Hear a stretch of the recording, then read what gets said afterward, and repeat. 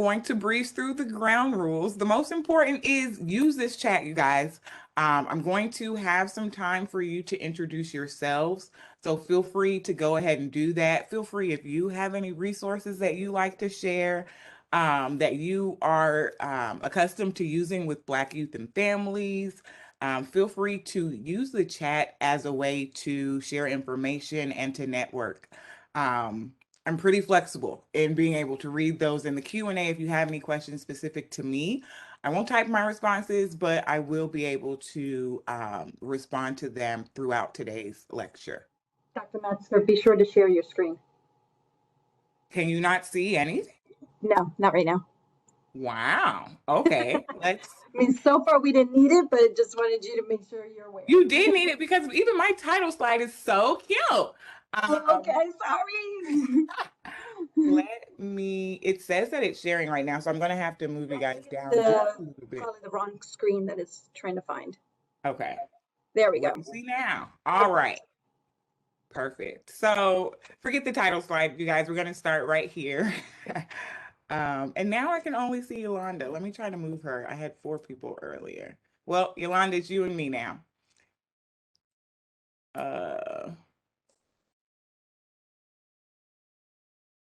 And the chat's gone. So, Yolanda, I'm going to ask you to help facilitate that. I'll try to play around with it as I go, but I do want to make sure that we don't miss too much time. No problem. Okay. All right. So let's continue with, here we go. Our ground rules. The second one being to step up and step back. That is to say that if you usually take up a lot of space, to make room for others in the audience. But like I said, if you're using the chat, we should be able to facilitate that. I might say some things for those of you who are trained in CBT about how it might be invalidating for clients. I am going to talk about things that organizations can do to improve access and cultural sensitivity. So if anything makes you uncomfortable, we're also going to talk about racial stress and trauma. Any questions that you have, again, just lean in and treat this, yes, as a safe space, but also a brave space. Everything we talk about should be kept confidential. And again, those readings and resources have been made available for you in the drive. So with that said, like I said, I'm going to breeze through this kind of introduction. It's kind of the why I do this work. What I'll say is that I am from Sierra Leone, West Africa. If you're familiar with Sierra Leone, we are known for a civil war that took place across the 80s. It was particularly devastating for children at the time because they were coerced in, of course, very traumatizing and violent ways into participating in the child army. We might have some time to talk about this if you guys are interested in the Q&A or, of course, again, in the later session. But certainly, my family came to the United States as refugees. So I'm the little one that you see here in the middle.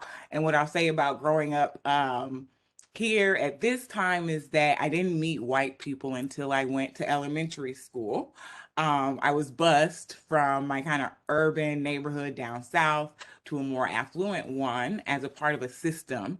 I was a part of a program that was called the M2M program that bused me up to this more affluent area to provide access to additional resources. But like I said, I was having these kind of interpersonal interactions, experiencing microaggressions, overt racism that I hadn't experienced, like I said, until I started school. I was also almost put in special ed. So as we start to think about some of these cultural issues that I was experiencing, right? So having problems code switching and thinking about ways that misdiagnoses can occur, right? There weren't any problems that I was having with my vocabulary acquisition or my language fluency. And it was my dad who actually came up to 504 meetings to advocate for me. So that's a part of kind of the lens that I'm taking to this work today, as well as just my family heritage and my family values that were really a large part of my upbringing, both back home as well as in College Park here. So that process of experiencing and learning how to respond to racial stressors, so the discrimination, the systemic issues that I was facing at school, but also really staying in touch and really talking about and having conversations about my heritage and my history. That process is called racial socialization. So, what I want to talk to you guys about today is really how to utilize racial socialization to allow Black youth like myself who do experience these interpersonal and racial stressors to continue thriving despite those experiences, like Esther said so eloquently in my introduction. So with that, I also won't go over my training background. Esther, great job. Thank you for that. I'll probably skip that in the afternoon because you were so thorough. Um, as you mentioned, I am currently at Georgia State University. I'm certified in TFCBT. If you did the web training, I looked a little different. I was one of the therapists that were training on the website. I'll provide those resources for those of you who are interested at the end of today's presentation as well. And you're seeing me do this lecture. I actually put on workshops, I do consultations, and I work with organizations, universities, and children's advocacy centers in order to make their services more culturally appropriate. So again, that's the lens that I'm taking to today. I do want to encourage you to, in the chat, we're not going to have any time to jump off mute, but please take time to introduce yourselves to each other. Talk about your roles. I know that this is a very multidisciplinary audience. So certainly talk about your roles and how you are accustomed to working with Black youth. You can talk about your various experiences, the common problems you're used to helping them with.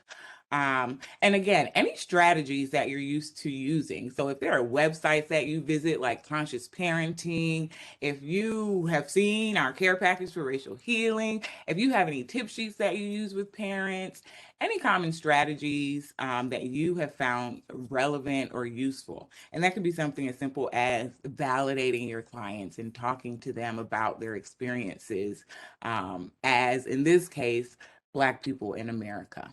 And then again, please, please, please let this be as interactive as possible. Of course, I'm going to just keep talking to you guys, but use the Q&A to drop any questions that you have, and that will really help facilitate our discussion. But with that, I think I'm almost caught up on time. We're at 9:27. We're hitting about 30% through. I do want to start to focus now on both interpersonal and racial trauma. Most participants, if you are involved with child advocacy, with um, interpersonal trauma work, if you are in any clinical setting, hopefully you are accustomed to talking about, thinking about experiences with interpersonal trauma. Hopefully you have done trauma-informed care trainings, and you're used to thinking about assessing for and really conceptualizing youth based on their experiences with stressors.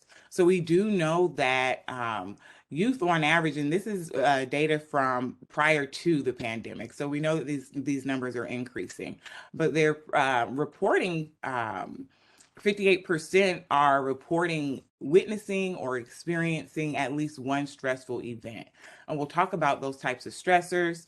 And again, 15% are experiencing more than 6 stressful events in a year. So this is to say that these children are being exposed to multiple stressors, that ones that are coming in for behavioral problems and some of these outcomes that we will go over shortly, can be and likely are experiencing these stressors. So I talked about refugee status and escaping war.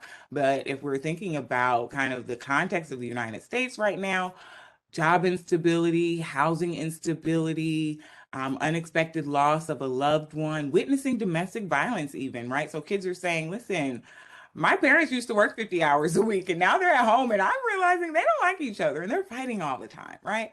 Or caregivers are saying, I'm used to shipping my kid off to school and I don't know how to discipline them or monitoring them. And we're seeing increases, right, in corporal punishment, in some cases, in child abuse. So this is really important for us who are in helping professions to continue assessing for.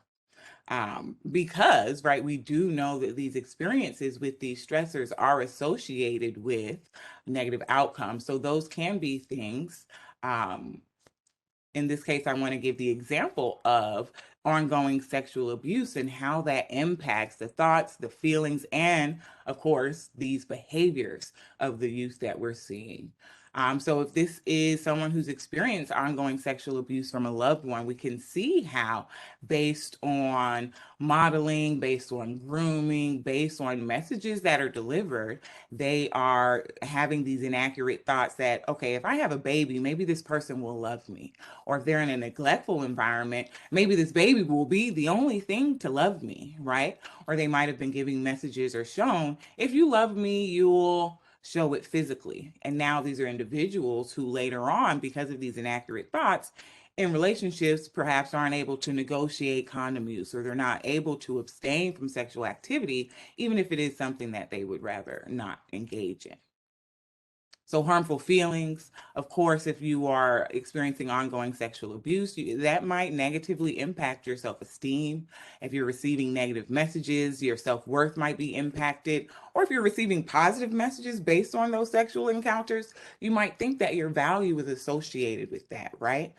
These individuals are also just based on not, if it's a caregiver, for example, they're not being modeled and they're not getting appropriate instances to learn how to regulate their emotions. So these are the ones who in school might just get worked up at the slightest stressor because they have these backgrounds in these home environments that are not used to fostering that sort of emotional development and emotion regulation skills that they need.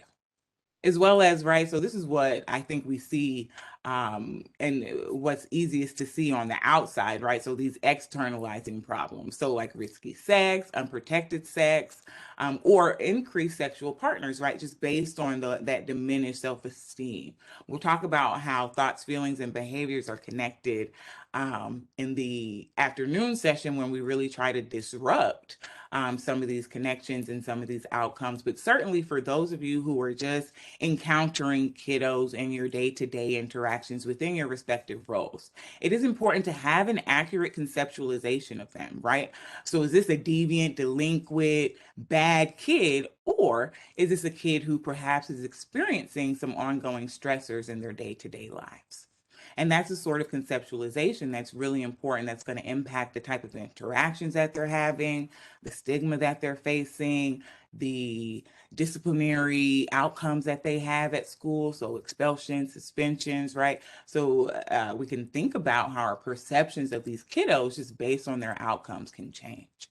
And when I say outcomes, right, we do know that these outcomes are going to be ones that you see in their home lives, are going to be ones that you see in school as well. So this could be in their relationships with their siblings and their peers. This could be withdrawing from their old friend groups or now associating with new deviant peer groups. As well as, again, these academic consequences like not being able to concentrating, having triggers at school, being hypervigilant, checking out, right? Hopelessness and helplessness are outcomes that are seen through these kiddos, as well as, right? So these kids who complain of headaches and stomach aches, and if they're being truant and missing school, could it be some somatic results of these stressors that they're experiencing? So if you think back, we'll talk about this, of course, later and how to assess it, but think back to when you were growing up. If you got a bad grade and you were about to go home and you might get in trouble, how your stomach would be in knots and maybe your head might hurt, but you feel physically the emotions and the nerves. These kiddos, it might not be a bad grade. It might be unpredictable, right? They might be experiencing ongoing unpredictable stressors that are leading to these somatic complaints, these outward sort of behavioral outcomes that we do need to, again, continue assessing for and include in our conceptualization of these kids. If you're in a clinical setting, right, what do these kids come to you looking like? They're the ones who are depressed, they're sad, they're talking about anxiety, fear. They're the ones who are experiencing hopelessness and helplessness, self-injury, right? So if you're seeing any of these outcomes, automatically go ahead and assess for interpersonal stressors. So these also look like those outwardly acting kids, right? Those are the aggressive ones, the non-compliant or oppositional ones, um, those who are using substances, right? It's important to remember that we can see varying degrees of these outcomes as well. So it's not just the kid who's in class crying all the time because they're sad and depressed, but they might just be experiencing a few of those symptoms. They might just be socially withdrawn, for example, if you think back to some of the other behavioral expressions. PTSD is an outcome of experiencing stressors that kids have problems coping with and responding to and healing from on their own. So the majority of kids are going to be able to heal with, I say on their own, right? But it's their friends, their families, their communities that are able to kind of heal from and overcome these stressors. But others, and these stressors are potentially traumatic if, right, they are threatening or exposing kiddos to death or serious injury or violence. Um, and then sometimes, whether or not they're witnessing or whether or not they're experiencing these stressors, they can also be witnessing them or experiencing them vicariously through others. So that can be witnessing domestic violence, for example. That can disrupt your sense of safety as well, neighborhood violence.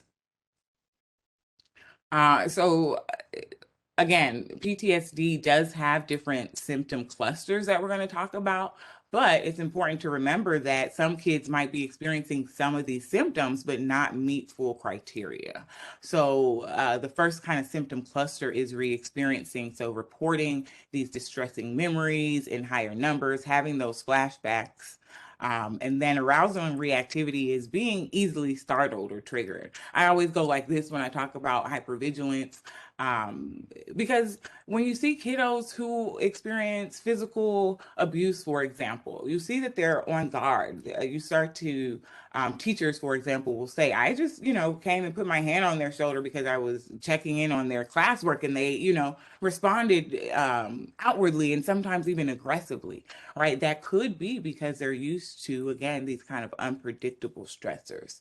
So that's something to keep an eye out for as a clinician. Again, reduce interest, detachment, so some of those kind of more depressive symptoms, and then actively and physically avoiding thoughts, feelings, people, places, things that remind them of those ongoing stressors. And in some cases, those things, right, can be school.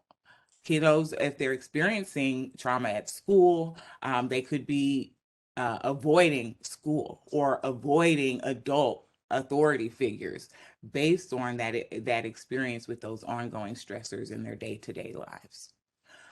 So that is a whirlwind kind of introduction to interpersonal trauma. I do want us to all have kind of that lens and that foundation and that understanding of how experiencing a stressor can impact the way that you think about yourself, the way that you think about the world, and the way that you're able to express yourself, regulate your emotions, as well as your behavioral outcomes. So as we keep that kind of conceptualization in mind, I want to switch our thinking about stressors from being interpersonal to those that are specific to an individual's race or ethnicity.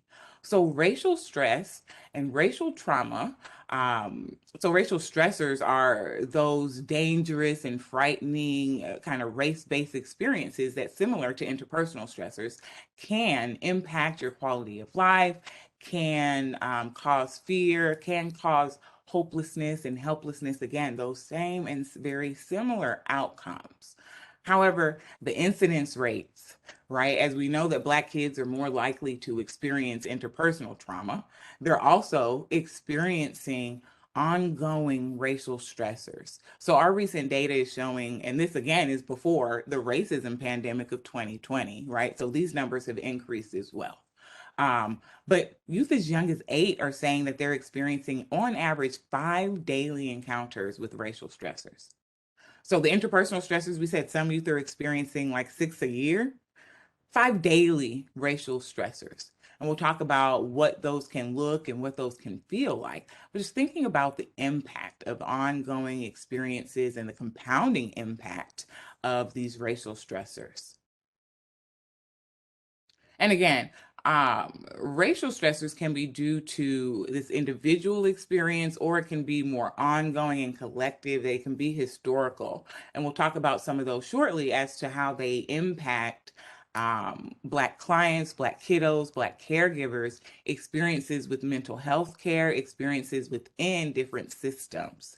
And similar to interpersonal trauma or interpersonal stressors, racial stressors can be experienced both directly or they can be witnessed um, through someone else in your neighborhood, in your community, on social media, or on the news. And they can still, again, range in impact from stressful to potentially traumatic. I want to pause really quickly to orient you to vocabulary that will be throughout this presentation.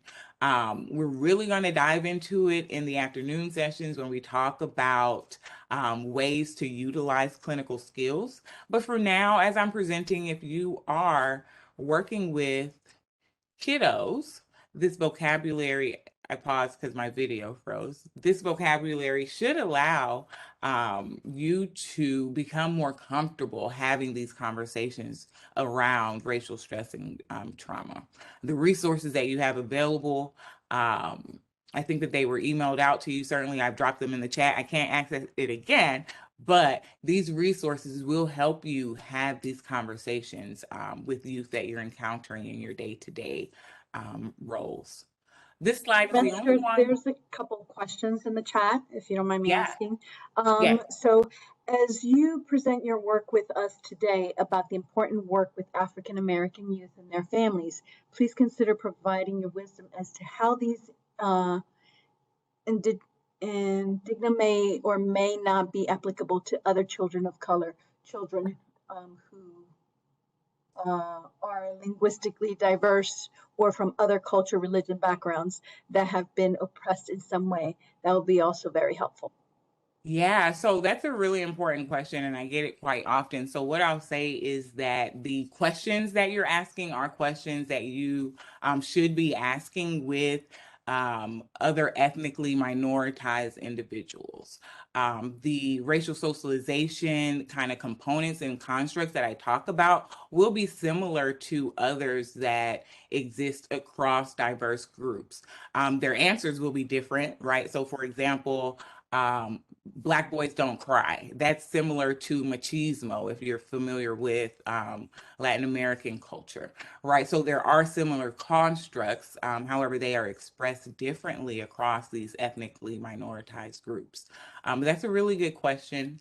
The images are all focused on Black youth, right? But if you think about the care package, for example, that we have, it could be used with other Black and Brown populations. Um, but again, it's important to ask these questions and allow families to give you their expertise about their own cultural backgrounds. And Dr. Finkel wanted to make a point in your support about somatic complaints. The abdomen is the sounding board of the emotions. Wow. Yeah. And it's right in our core, right? So we do, when we talk about clinical skills and cognitive and behavioral strategies, we often talk about deep breathing and that and the ability of taking deep breaths to pause, calm down, and regulate your emotions. So yes, absolutely, I appreciate that. And when we're talking to young kiddos, right, I always say we call emotions feelings, right? That's because we can feel them in our body, in our tummies, in our heads, when we clench our jaws. Some people clench their fists, right? We can shake our legs when we get nervous. So absolutely, I'm just getting kids used to thinking about the ways that their emotions are coming across in their feelings is really important to validate and to normalize and to help them gain control over those as well. Are those the only two so far? Okay. Yes.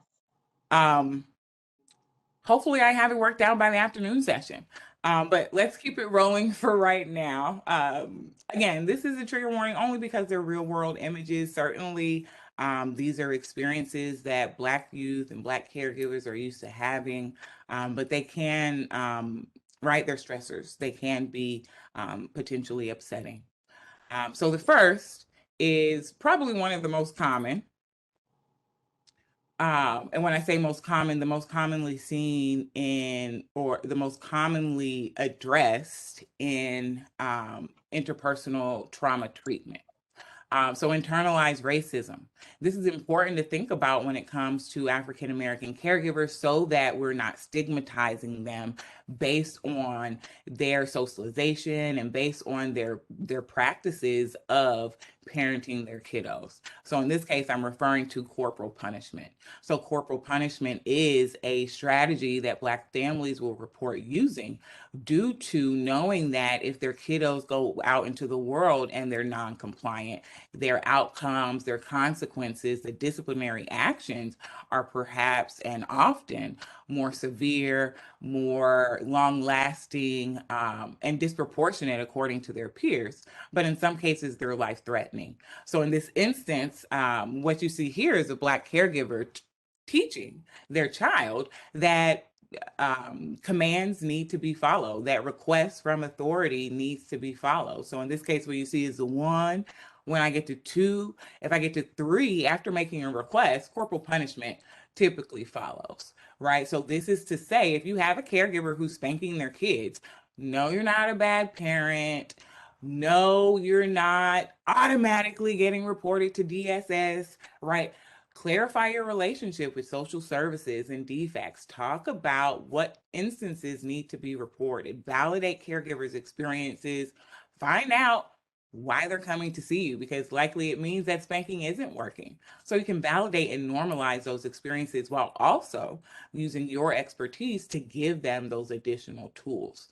But oftentimes caregivers aren't coming in, or certainly they're not using your, and I say your, but our, right? They're not using whatever strategies we're trying to pass on to them because they're not feeling validated, they're feeling stigmatized or demonized, or like they're being called bad parents. So obviously in these cases, their engagement is down.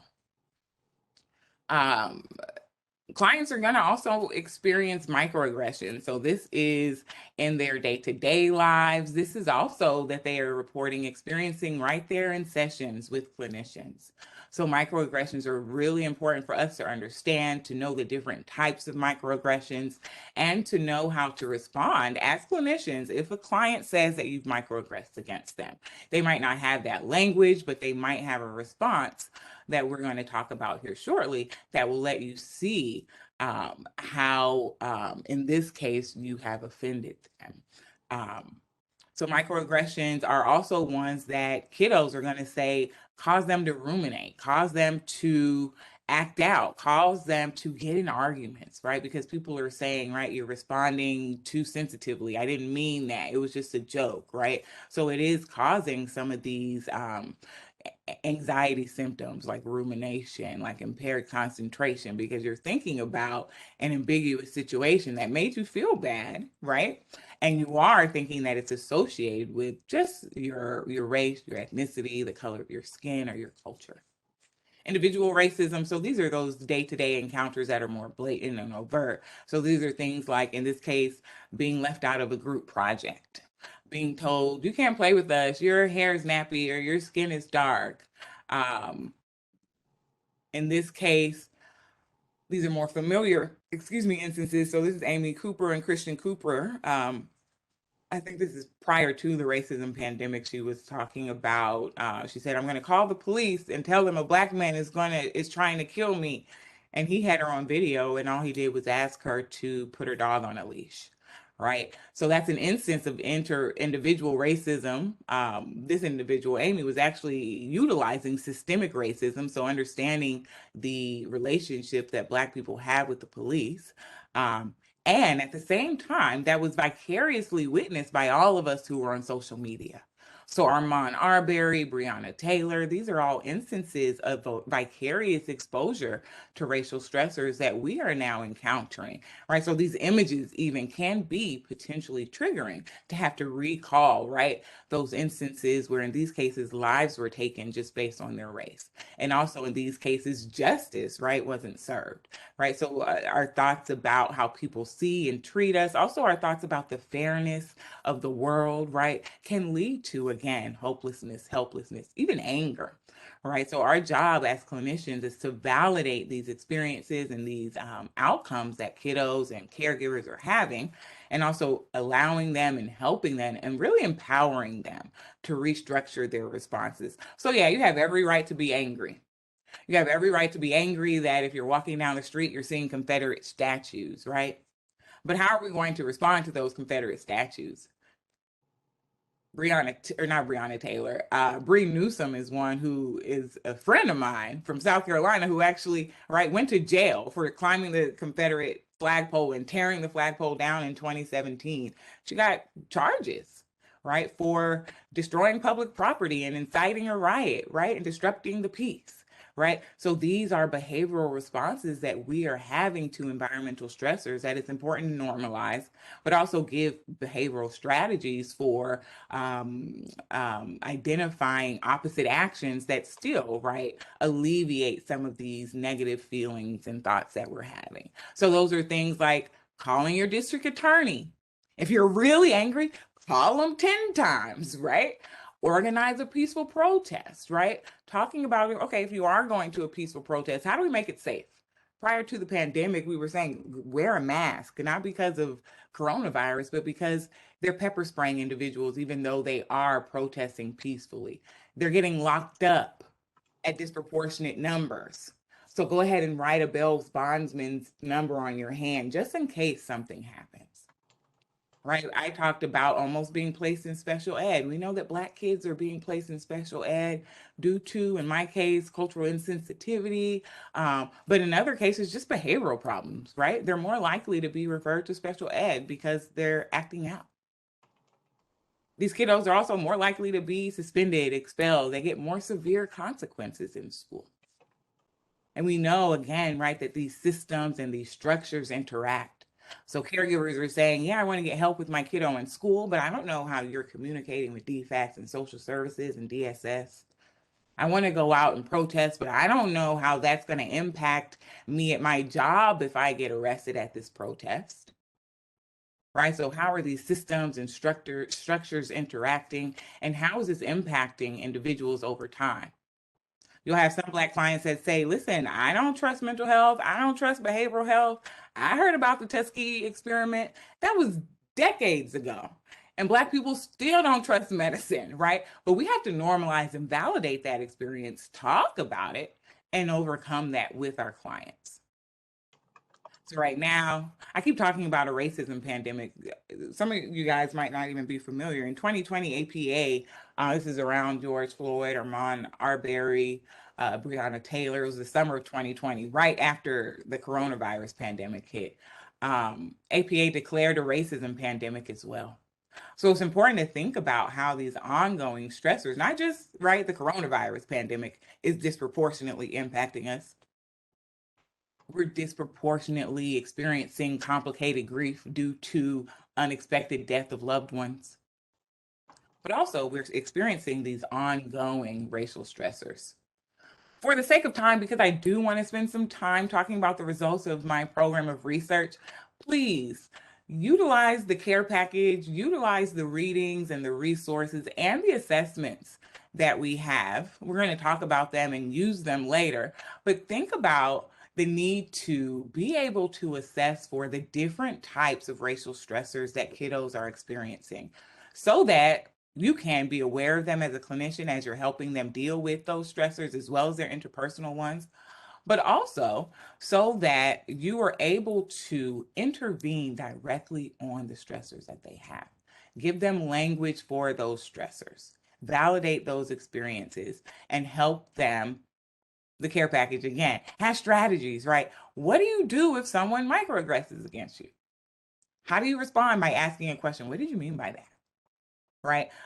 But if someone doesn't know that they're experiencing institutional racism, they might just think they're a bad kid.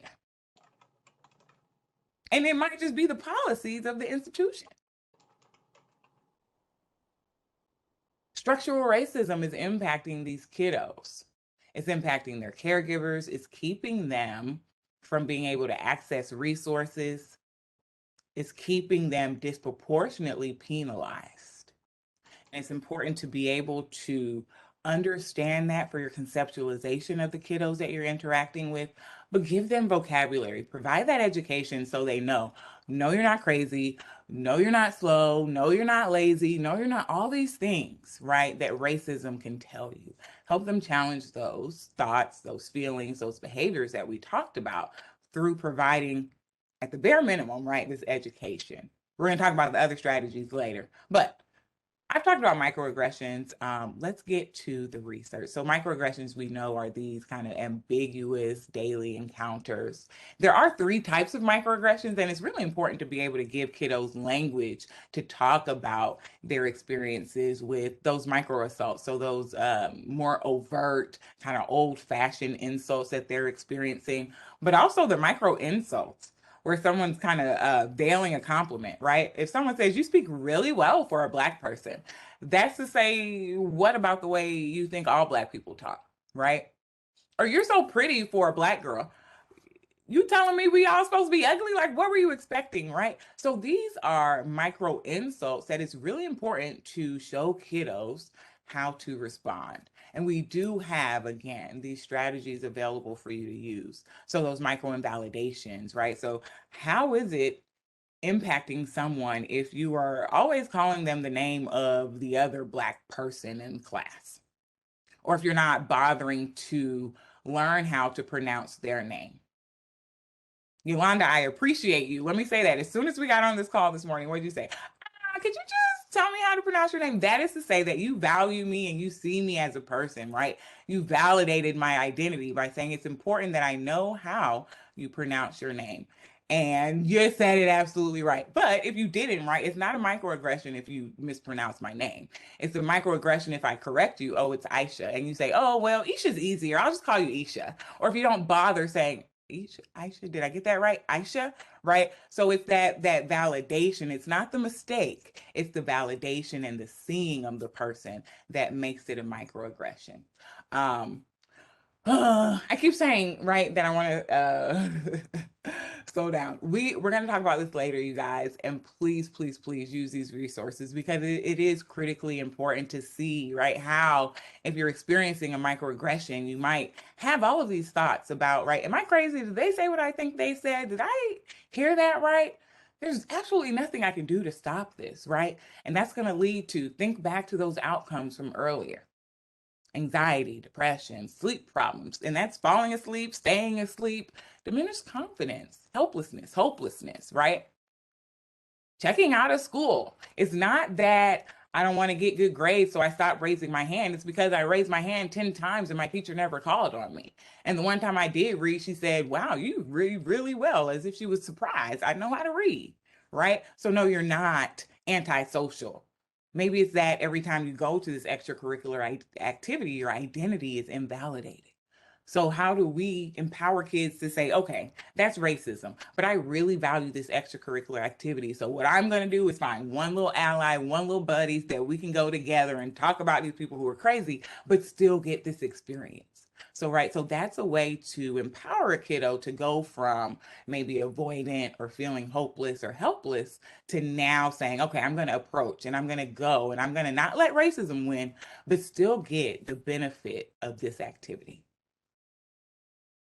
So similar to, again, those outcomes, right?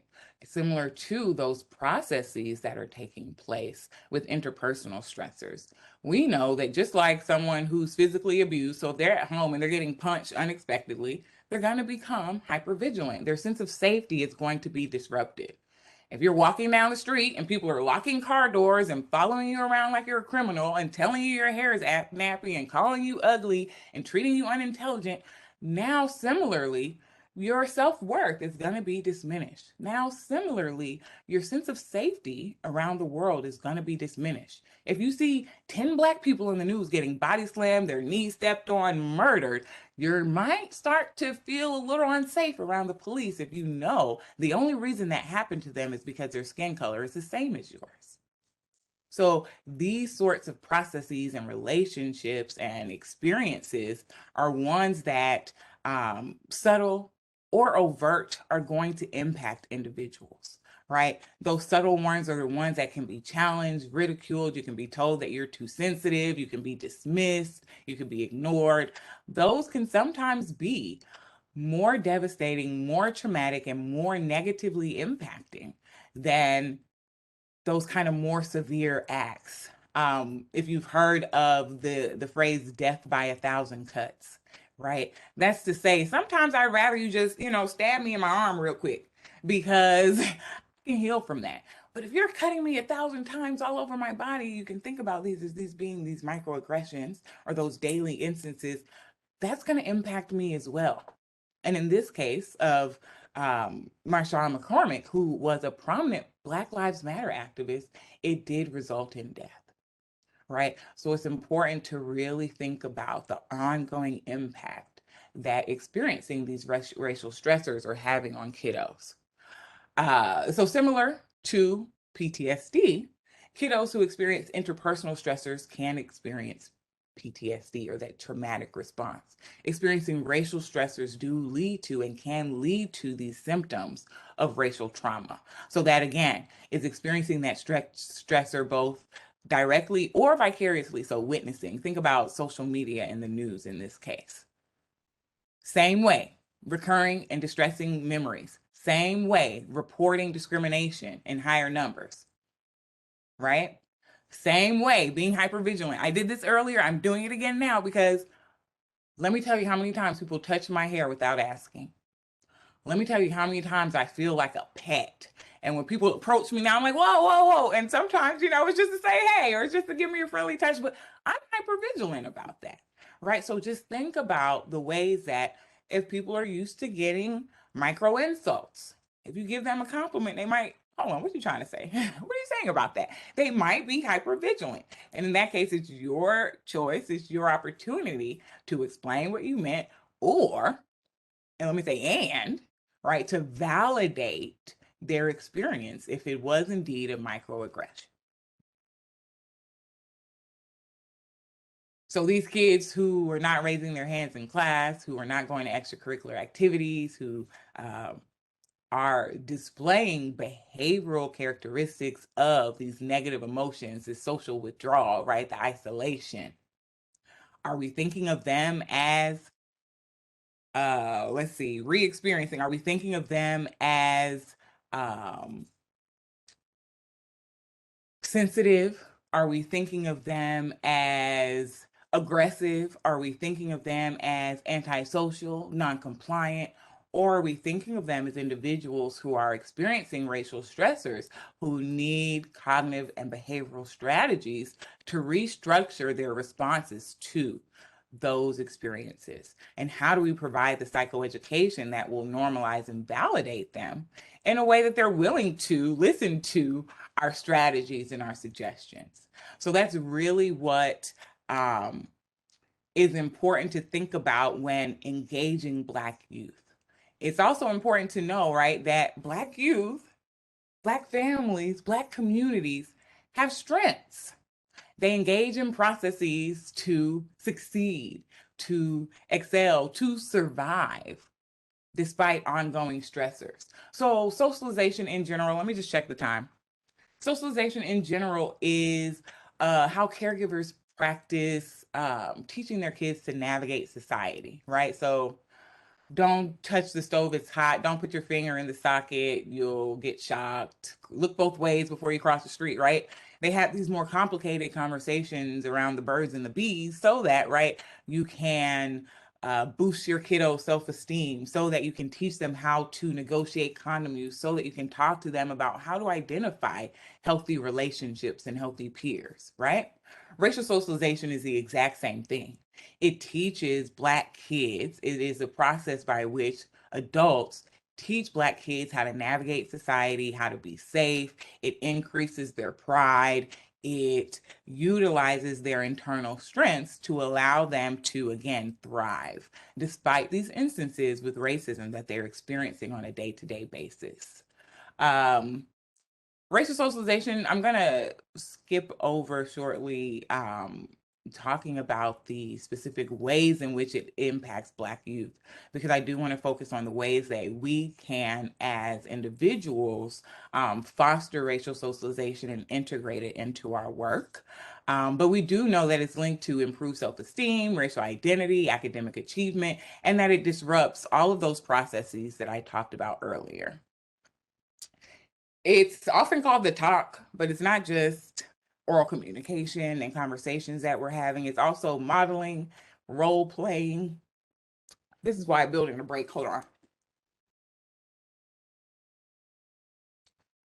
And those instances where we're exposing our kids to either Black History museums, African American meals, different versions of either those racial stressors that they're going to encounter or images and experiences to offset a lack of representation. So again, most Black families are already having these conversations.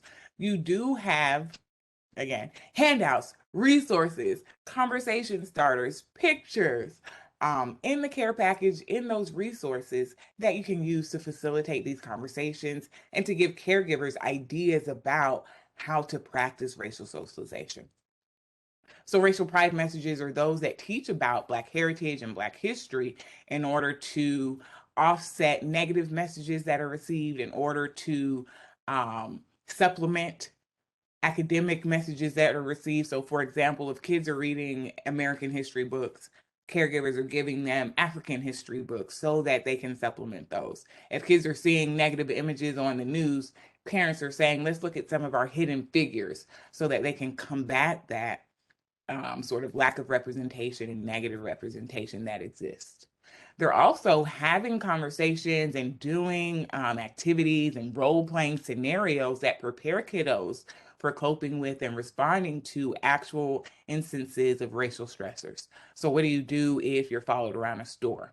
What do you do if you're pulled over, hands at 10 and 2? Yes, sir, no, sir, right? So, they're having these conversations, they're practicing in real world how to respond to these stressors. Achievement messages, we've heard those, right? You gotta work twice as hard to achieve the same reward. That's to say, you gotta put in your best effort in class to make the same grades. You gotta raise your hand twice as much to get called on as often. And that's what's going to allow kiddos to persist despite those experiences, right? Because now you're realizing, wait, it's not because of me. It's not because I'm lazy. It's because of racism. So I can still work hard and I can beat that, right? It's not that I'm invisible or I'm crazy or I said the wrong thing or I'm not well spoken. These people have these thoughts and these beliefs about me based on the color of my skin, based on their background, based on their experiences in society. So you're not internalizing those instances and you're able to face them and combat them and heal from them. So spirituality and religion, is really important to integrate caregivers and kiddos' religious beliefs if they do utilize them so that they'll be more likely to sustain the practices that we teach them. So for example, if we're talking about mindfulness and meditation, we can liken it to prayer and giving thanks. We can remind clients that prayer without works is dead, or faith without works is dead, right?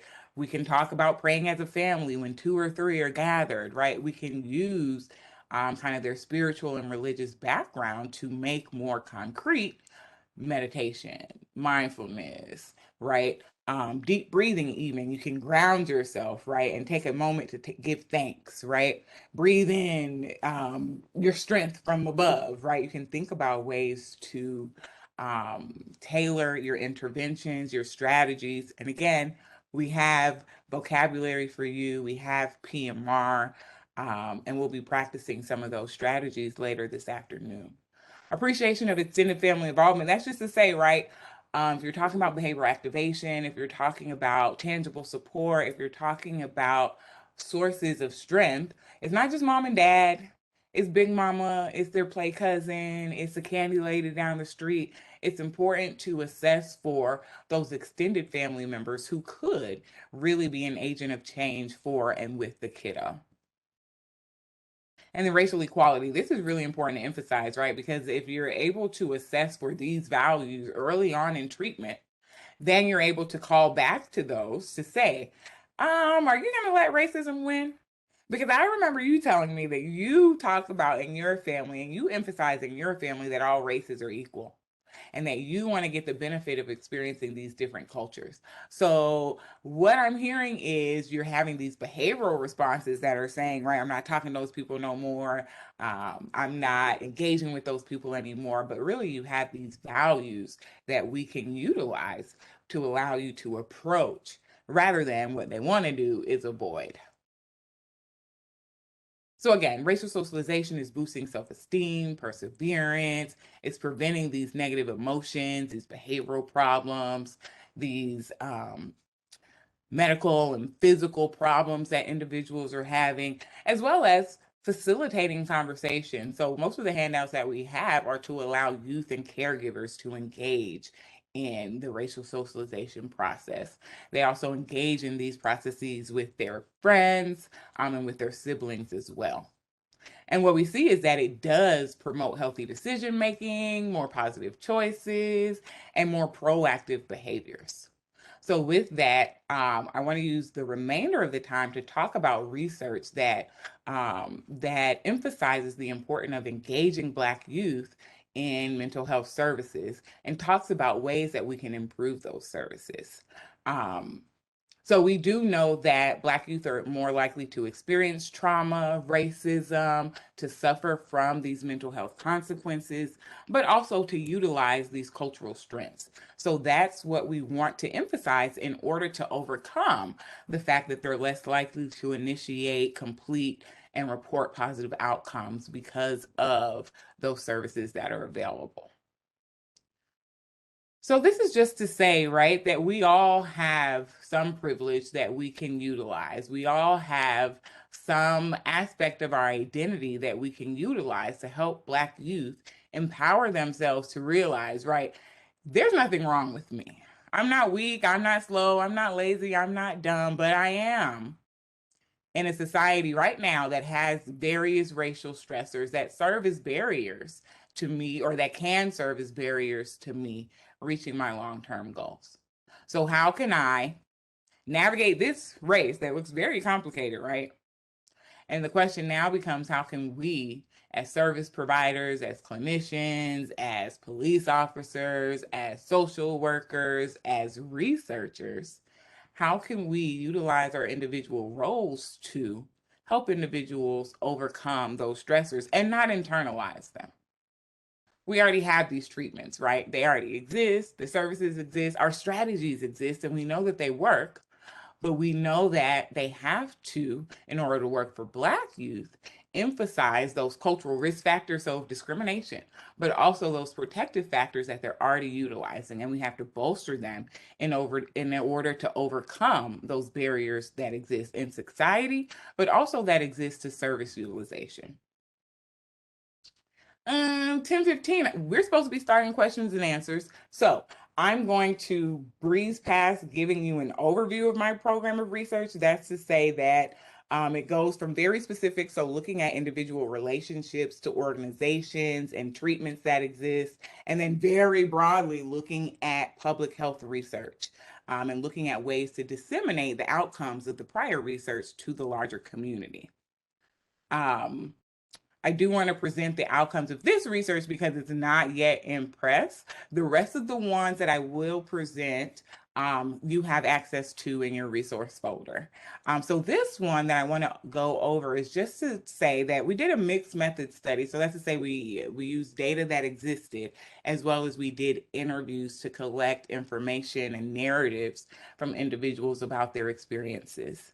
And I did this at CAC. So these are just community-based organizations that treat trauma, and they allow us to figure out specifically what caregivers are experiencing when they get referrals so that we can overcome what barriers exist.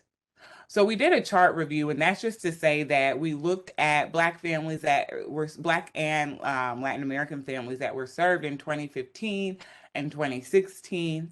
Um, and we looked at their use of services. So, how are they engaging in forensic interviews, their mental health evaluations, and the mental health treatment that they were recommended or referred to? And how many sessions did they attend, and did they graduate?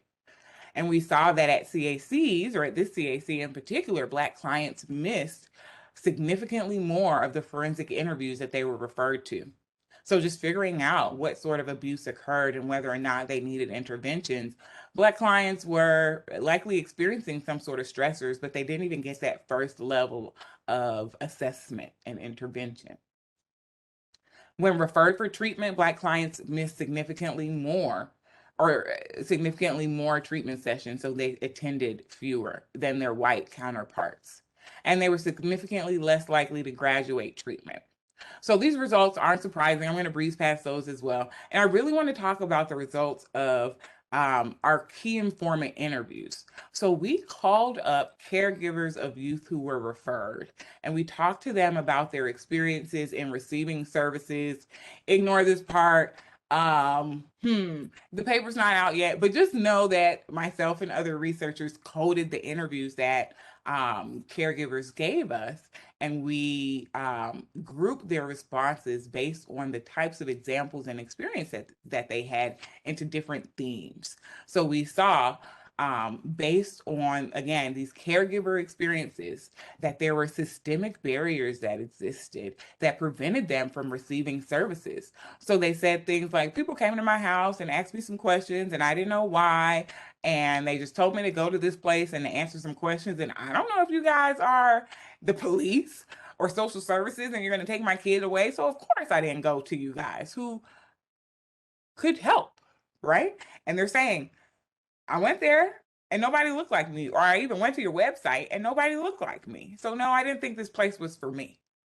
Right. So that identifies things that we can do, right? If you are a part of the system, talk about your relationship with other parts of the system. If you're a mandated reporter, talk about the instances with which you are mandated to report. Let caregivers know, I'm not going to make a report without you knowing. I'll always let you know, right? Don't make any promises about the outcome, but there are certain things that you can do to build that trust. And again, we'll talk about that later this afternoon. So these organizational barriers that caregivers identified, they said, excuse me, you're not open outside of 9 to 5 and I have to go to work. You're not on the bus line and you're not providing bus tokens. So these identify things that we can do. Most organizations now are like us, they're on Zoom. So they are overcoming that, or overcoming some of those barriers that caregivers identify. But thinking about telehealth, thinking about offering the Medicaid ban if you accept Medicaid, or having staff who help caregivers navigate those services that exist. Also, just get a couple volunteers to provide childcare, right, for caregivers who have additional children who need supervision while their other kid is receiving services. They did talk about barriers that existed within themselves, like stigma. I don't want you to call me a bad parent. System mistrust. Again, I don't know how you're interacting with these other parts of the system.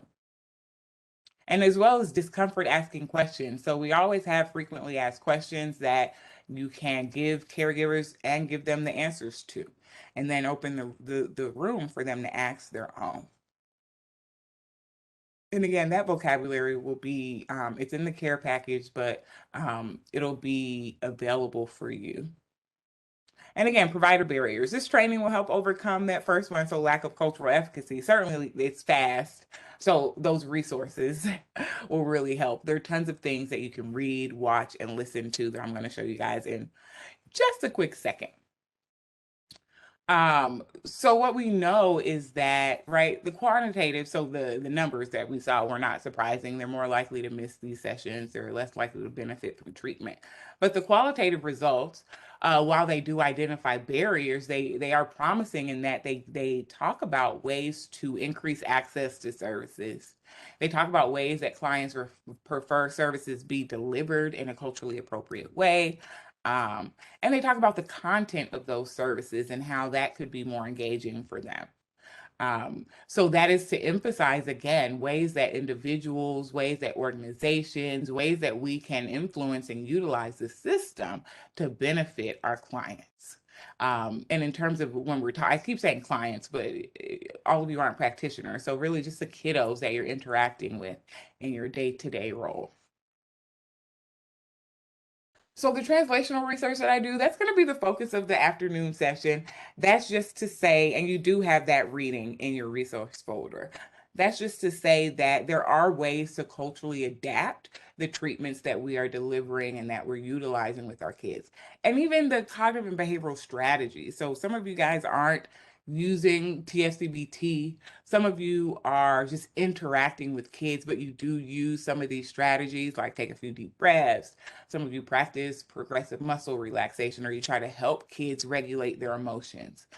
So this is the type of research that allows us to modify existing services. I'm not going to go over the process. It's only relevant to the researchers in the room. But if you are a researcher in the room, you can access Ralph D. Clemente and Gina Wingood's publication that talks about ways to adapt interventions.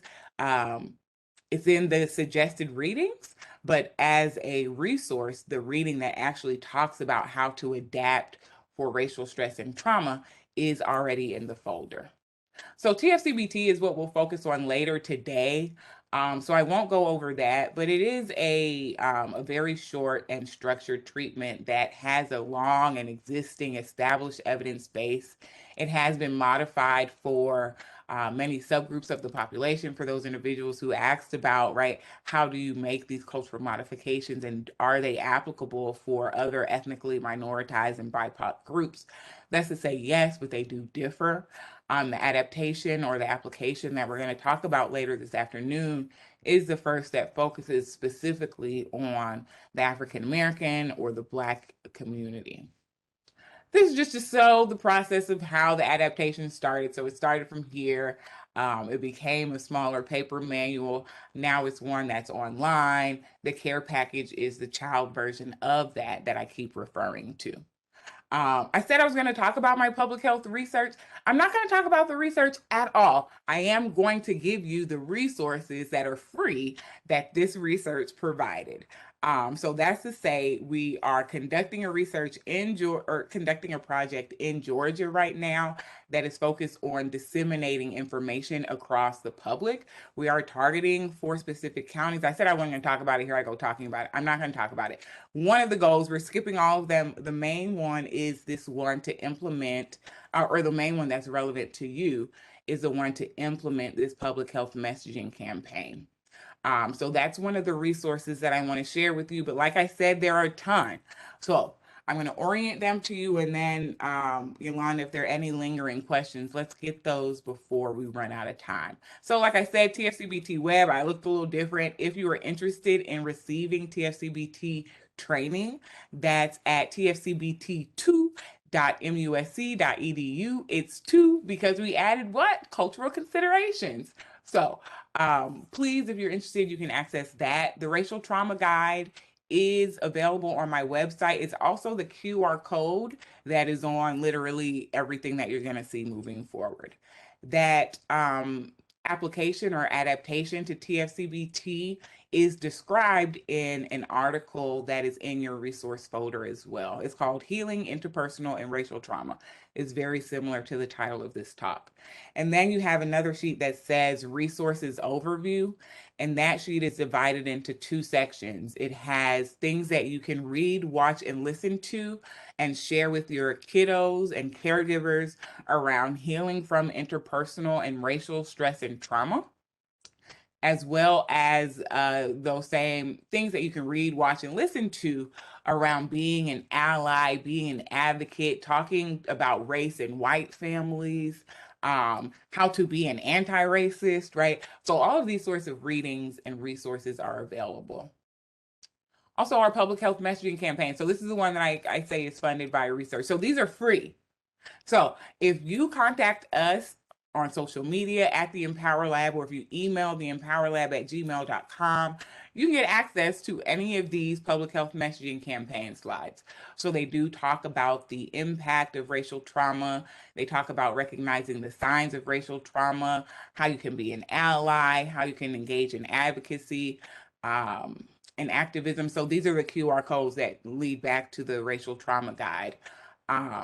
Girl unplug, boy unplug, breathe. So, right, these are just reminders of ways to unplug is like set boundaries. If somebody's murdered on your TV, cut it off. If they're talking about all lives matter, mute that hashtag, right? So just behavioral strategies for responding to racial stressors. Again, the QR code, this is just to show that you can order. So we have yard signs that you can order. What you just saw were posters that you can hang around your organization. Esther, you have some on your wall back there. So if you want, people have them outside of their office doors. That's just to say, right, I identify as an ally or an advocate, and people who are interested can scan that QR code. Um, I have one of these yard signs in my front yard. My mom does. My sister thinks the colors are too loud, but right, if you're interested in just having one outside your house, get a yard sign. Anyone who drives by can scan it and access these resources. And again, it leads to this racial trauma guide online. It looks a little different. I changed universities, I rebranded, but all the content is the same. So, coping with racial trauma, being a better ally, and again, I'm all about resources. So there are a couple of places on my, or I say a couple, several places on my website to get those resources. One of the main ones, it's free. It's a care package. Please, you guys, use this. You can use all of it. You can use the page of it. You'll be able to click through and see the vocabulary that exists. So imagine a bunch of different worksheets and tip sheets and psychoeducation around the conversation that we had earlier. So how do you recognize that you've experienced the stressor? How do you recognize racial stress? How does racial stress impact the way you think about yourself and feel about yourself? Um, if you follow us on Instagram, I'm going really fast, you guys. If you follow us on Instagram, you can receive, again, those cognitive and behavioral strategies. We do videos to talk about them, but also we do research spotlights that really summarize some of this more dense um, psychological research that we're conducting. So those research spotlights are available on our social medias. And we have a podcast. So this is me and two of my grad students. If you're interested, if you like podcasts, the Black and Empowered podcast is available everywhere. You can listen to myself and then much more interesting and entertaining researchers and clinicians. What do we researchers, clinicians, educators, and then just regular community members who share their experiences. And again, I keep saying follow us on social. We're at the Empower Lab everywhere. So, like I said, we do have funding. Tons of people help me with this. You don't have to read it, but they're really cute, so you can look at them. And like you know, we went virtual and expanded. So look at us all. And actually, this group is larger now, but we have a racial trauma task force, and they are the ones who really help propel the work and the research that I've been doing. So I always want to acknowledge them before I pause for questions. So Yolanda, I know we only have 3 minutes left, but hopefully, So, are there resources for biracial families or families that foster or adopt children of color who may not be aware of microaggressions? yes. Comb through the racial trauma guide. It talks about talking about race and white families. Check out Conscious Parenting. They do talk about adoptive and foster situations. Um, Check out Embrace Race. So embrace.org talks about ways to facilitate these conversations with caregivers and kiddos. And certainly many of the resources that we have are available and relevant for ethnically minoritized individuals as well as kind of those cross-racial families. So yes, peruse all the resources in there. And then on my website now, there's a new tab that's just online resources. So you'll be able to, if you go to the online resources tab, navigate through those, and those are sectioned off by type of kind of resource as well as developmental age group. Okay. Since family support is integral to dealing with stressors, what do you do when family commits abuse, sexual, and family takes sides of the abuser? Yeah, that so we do have special considerations in many in each of our TFCBT sections. That specifically is in conjoint and it's in parenting considerations. But typically, so depending on whether or not they're already engaged in the system, some of them are already engaged in a clarification process. And that just means that those caregivers have to go through their own process of kind of processing the trauma, accepting responsibility, and kind of being able to validate kiddos' experiences. So, specifically, what we do is we don't engage them in treatment until they're ready. Right. And in that case, we're utilizing those other family members. So remember, appreciation of extended family involvement. If you have access to a kiddo, say, who do you trust in your family? If it's not that caregiver, who can we utilize to be your source of support? And that's who we're going to share the parent-child conjoint information with. That's who we're going to share those stressful experiences with. That's who we're going to go to for support.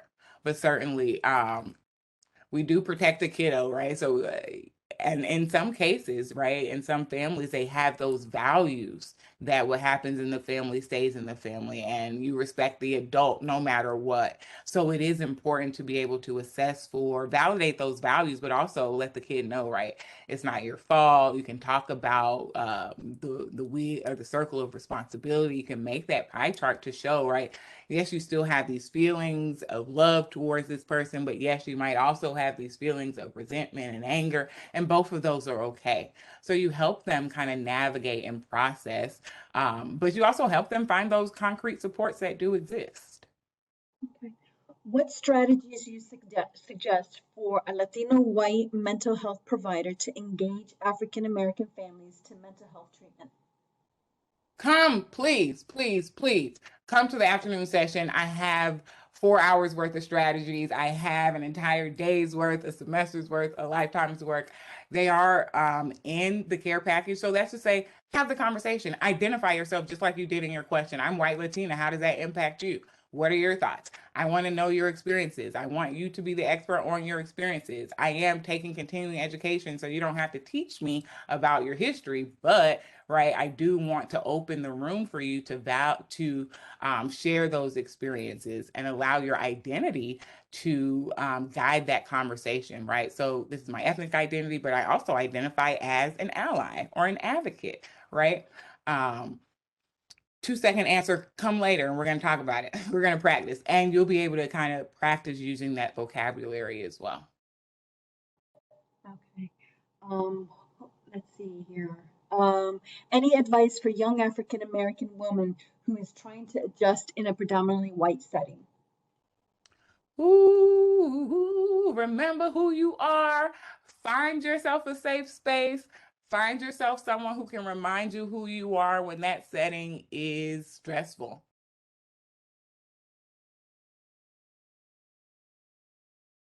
Come later. And all those resources around healing from racial stress and trauma, right? Especially when we're in these settings and we're in helping professions. Yes, teach them to your client, use them yourself. Dr. Metzger, I want to thank you so, so much for this morning's presentation. And I can already tell this afternoon it's going to be fabulous. So I'm thank you. excited for it. I'm excited for it. Yes. I think Yolanda, it's time to turn it over to. So everybody stay in this room because give me 1 second.